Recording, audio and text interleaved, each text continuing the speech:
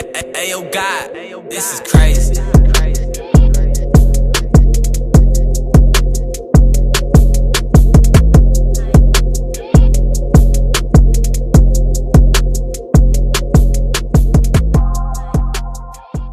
The premise of your book, that the black community, which is bought totally into its leadership, historically and in present day, cannot trust that leadership. Is that a fair statement for you to make? Is it based on something historical?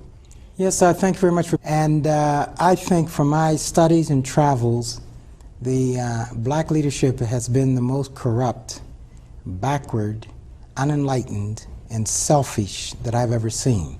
This leadership is, we call black, but it is a combination of black and white. It has been selected, groomed, and imposed on the black masses. It enjoys access to the media so that their point of view might be reinforced over and over and over. These are exciting times because they are times in which an explosion will either occur or will not occur. Something is occurring in the general white community that the black masses are generally not aware of. At the same time, something is occurring within the black community that the white masses are not aware of.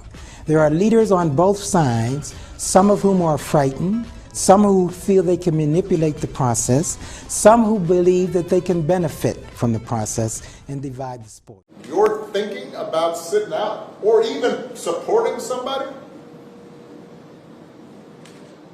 who has a history of denigrating you because you think that's a sign of strength, because that's what being a man is, putting women down? That's not acceptable. What did you think of Barack Obama being president? But Barack Obama is a joke. Barack Obama didn't do a darn thing for black folk. As a matter of fact, he hurt black folk in two ways. First of all, he had 8 years to do something for black folk, but he carefully and judiciously judiciously avoided doing anything for black folk. And most of my white friends told me in politics, and I was always with president governors, they say, hell, we would never have voted for Obama if we'd known he's going to do something for black folk. We knew he would never do anything for black folk. Mm. And so, but that's the first thing. He never did anything for black folk. But he used that old thing that they did back in Philadelphia in 1789. He used very broad, ambiguous terms. I'm the president of all the people. They like to say a rising tide lifts all boats. That's a stupid thing. Yeah, because black people boat got a hole in it. That's right. It's in the bottom of the damn rake. Yeah. I often felt that the school administration didn't care at all about what went on in the black school. They were mandated to provide school, and they did provide school.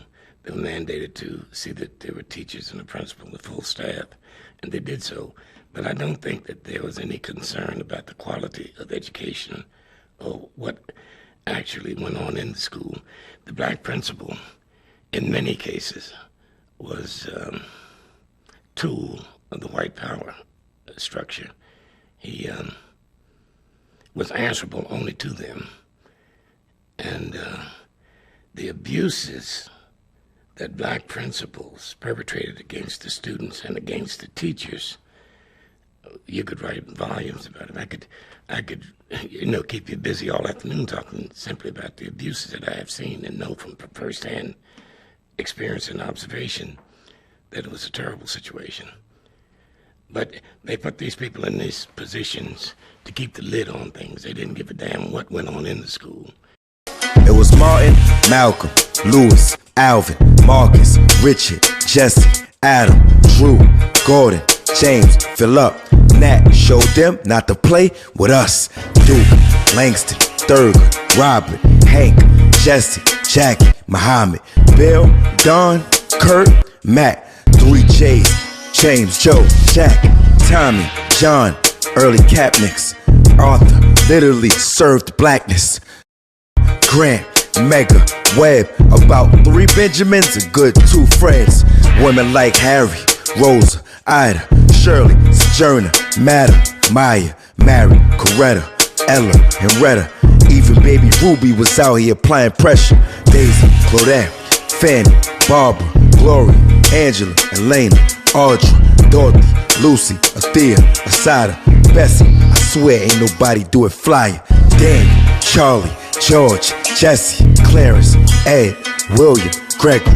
Hold on, stop the music, stand up for powerful movements like the Panthers. Fred, John, David, Bunchy, Geronimo, Matulu, Bobby, Stokely, Eldridge, Mumia, Sheesh, Huey. Now that's pushing P to me. One of the most powerful movements, clearly. I ain't talking clothes when I mention Mary, Max, Fritz, John, Albert, another Robert, Ronald, Howard, musicians like Mahalia, Harry, Bob, Aretha, Paul, Sammy, Pac, Nina, Nelson, Toussaint, Barack, but this list ain't honorable without Elijah, Wally, Booker, Sid, George, nuts if you don't know who he is, Bayard, Charles, Roy, Carter, Cecil, just for drinking them folks' water. All kings and queens, yes, for real. But before I go, can't forget Emmett Till. And those that still here, we gonna continue to hold. Back during slavery, when black people like me talked to the slaves, they didn't kill him. They'd send some old house Negro along behind him to undo what he said. You have to read the history of slavery to understand this. There were two kinds of Negroes. There was that old house Negro and the field Negro. And the house Negro always looked out for his master. When the field Negroes got too much out of line, he held them back in check. He put them back on the plantation. The house Negro could afford to do that because he lived better than the field Negro. He ate better, he dressed better, and he lived in a better house. He lived right up next to his master in the attic or the basement. He ate the same food his master ate and wore his same clothes. And he could talk just like his master. Good diction. And he loved his master more than his master loved himself. That's why he didn't want his master hurt. If the master got sick, he'd say, "What's the matter, boss? We sick?" He was as sick as the master. When the master's house caught a fire, he'd try and put the fire out. He didn't want his master's house burned. He never wanted his master's property threatened. And he was more defensive of it than the master was. That was the house Negro. But then you had some field Negroes who lived in huts, had nothing to lose. They wore the worst kind of clothes. They ate the worst food. And they caught hell. They felt the sting of the lash. They hated their master. Oh, yes, they did.